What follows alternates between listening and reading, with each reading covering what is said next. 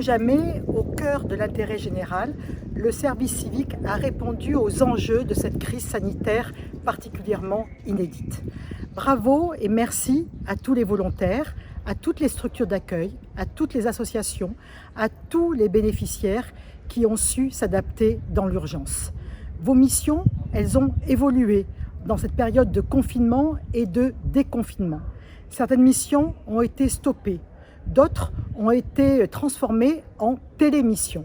Et de nombreuses missions vous ont mis en première ligne. Distribution de colis alimentaires, aide aux aînés en leur apportant des courses, accompagnement des publics les plus fragiles et les plus vulnérables. Vous tous, jeunes volontaires, vous avez montré votre capacité d'agir, votre capacité de vous engager pour construire l'avenir et le monde d'après. Alors, bravo à vous tous et bonne chance dans la réalisation de tous vos projets dans le respect de la culture citoyenne telle que vous l'a inculqué le service civique.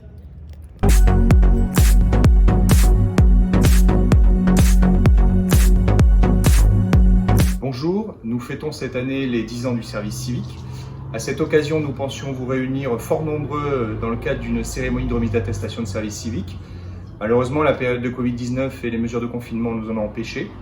À la place, nous vous proposons de parler de votre expérience de service civique dans le cadre de petites vidéos que nous allons compiler dans le cadre du projet qui s'appelle « Une vidéo qui parle de vous ». Et nous espérons que ce projet vous permettra de mettre en avant votre expérience. Je sais, pour avoir été contacté par certains d'entre vous, que la période de confinement n'a pas été forcément simple, mais j'espère que vous allez garder confiance en l'avenir et je vous adresse pour la suite mes meilleurs vœux de réussite. À bientôt, au revoir.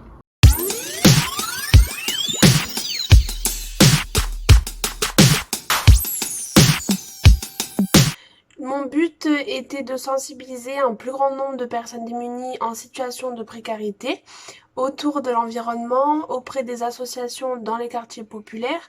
J'ai pu réaliser premièrement des jardins partagés avec les participants du quartier. J'ai également appris la biodiversité aux enfants dans les écoles primaires à travers des jeux pédagogiques. Un autre projet sur l'informatique que j'ai pu élaborer autour du numérique. Oui, avec les enfants qui sont culturels, ce qui permet de les amuser et en même temps de leur apprendre des choses. Nous visitons beaucoup de musées, nous étudions beaucoup l'archéologie. Nous sommes déjà allés à Paris, à Toulon. Mes collègues sont déjà allés au Maroc à but caritatif. Ça consiste à aller voir les personnes âgées à domicile et en EHPAD. Bon, là, on était en confinement, du coup, obligé minimum de les appeler une fois ou 2 fois dans la journée, les personnes âgées. Essayer de les rassurer, leur faire passer des bons moments. Et ma mission, c'est de promouvoir la formation jeunesse et l'engagement auprès des jeunes. Les questions d'orientation, de recherche de logement ou de job ou de mobilité, ce sont des questions que j'ai eues et que j'ai toujours. C'est pour ça qu'en faisant partager mon expérience lors de forums ou dans des établissements scolaires, je peux aider mes pairs et des personnes de tout âge à y voir un peu plus clair. En participant à la création d'un tiers-lieu avec d'autres jeunes bénévoles, j'ai pu m'essayer au montage de projets, à la communication, à l'aménagement d'intérieur et découvrir des outils d'intelligence collective. Nous allions auprès de jeunes collégiens ou de jeunes lycéens, généralement dans des zones à éducation prioritaire, pour y faire de la prévention multiple, que ce soit de la prévention santé, de la prévention sécurité routière, de la prévention égalité hommes-femmes, de la prévention de lutte contre les addictions ou encore de la promotion des comportements éco-responsables. Cette association a été dans un premier temps de l'assistance aux personnes âgées en matière d'informatique, donc de les initier aux nouvelles technologies, et dans un second temps auprès des enfants des écoles en éveillant leur créativité à l'aide d'outils pédagogiques. Donc, j'aime travailler avec les enfants, j'aime bien passer du temps avec eux, parce que la danse, ça reste toujours un moment d'évasion, un moment de partage où on rigole, on s'amuse, et par-dessus tout, du coup, on vit notre passion. Notre job, en gros, ça consiste à aller animer des activités pour sensibiliser les gens à la transition énergétique. Ça peut être dans des écoles ou simplement dans les lieux sociaux. On va faire aussi des fois du porte-à-porte pour aller directement chez l'habitant et leur proposer des plans de transition pour leur métier. Pour mission principale de venir en aide aux personnes vulnérables, c'est-à-dire les personnes qui sont sous mesure de protection au sein de l'association ASIM. Et c'est ce qui m'a tout de suite plu, c'est ce qui m'a donné envie de postuler, le fait de pouvoir apporter mon aide, mon soutien, d'en apprendre davantage. Je fais des ateliers de sensibilisation sur les problématiques environnementales. Je fais du jardinage dans des jardins partagés aussi.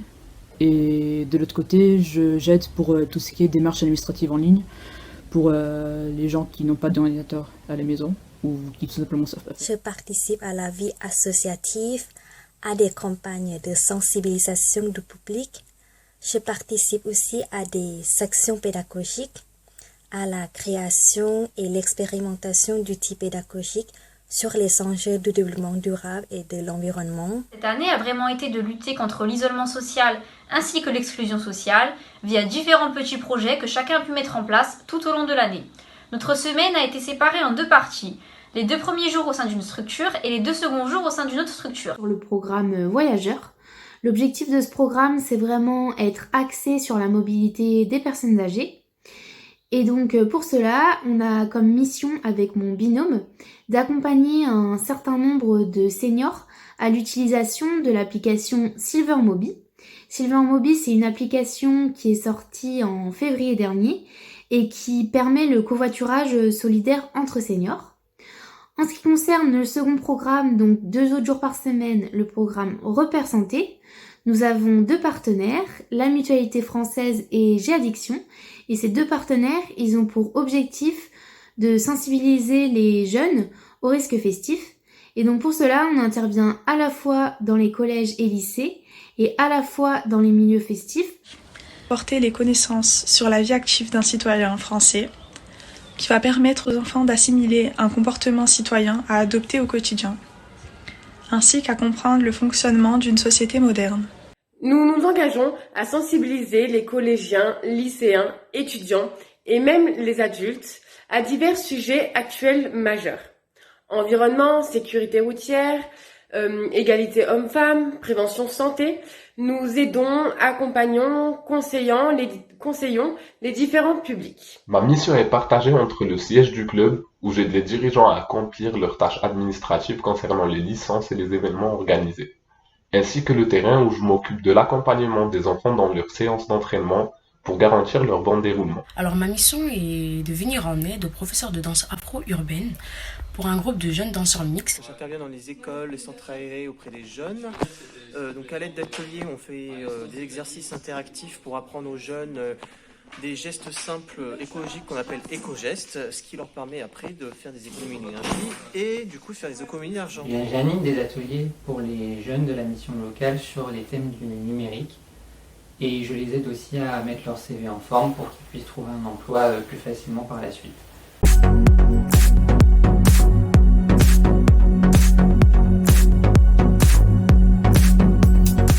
Donc, tout d'abord, je tiens à remercier tous nos partenaires, la région, l'État, les collectivités locales et les partenaires privés pour leur soutien. Aussi, je remercie grandement les volontaires qui ont su se mobiliser durant tout le confinement. Grâce à eux, on a monté une permanence téléphonique qui consistait à appeler chaque semaine les plus âgés d'entre nous pour lutter contre l'isolement des plus âgés. Ça représente sur l'ensemble du confinement à peu près 250 appels. Aussi, je remercie les jeunes qui se sont investis auprès de la réserve civique, auprès d'associations telles que le Secours populaire ou les Restos du Cœur. Tout cela a pu être réalisé grâce à l'équipe d'Unicité, qui est bienveillante, créatrice et réactive. Donc je remercie Marion, Jérôme, Rémi, Juliette, Marine et Hélène. Cette période un peu compliquée du confinement et inédite nous conforte dans l'idée qu'il faut croire en la jeunesse et un engagement via le service civique est utile à tous. Donc bravo à tous et à bientôt.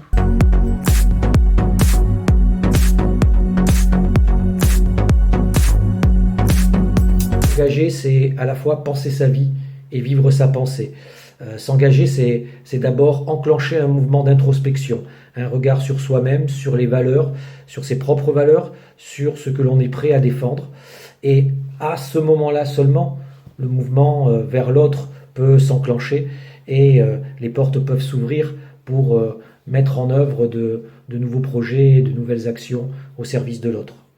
L'engagement, nous en sommes tous convaincus, a encore de belles heures devant lui. Et une association comme Cap Jeunesse, des associations comme Unicité ou toutes les associations, tous les organismes qui aujourd'hui ont accueilli des jeunes en service civique sont toujours disponibles et toujours prêts à se mobiliser pour continuer à faire vivre ces différentes actions. Je remercie toute l'équipe de Cap Jeunesse, Aude, Michel, Cécile, d'avoir proposé cette solution, ce beau projet qui consiste à permettre à chacun de pouvoir se filmer, raconter son expérience et pouvoir témoigner ainsi de ce qu'il a pu vivre pendant cette année écoulée et de cette façon-là pouvoir continuer à échanger et faire vivre cette mission de service civique qui est très importante. Je remercie aussi la DDCS des Alpes-Maritimes qui a permis et qui nous a accompagnés dans la mise en œuvre de ce projet. Merci à tous.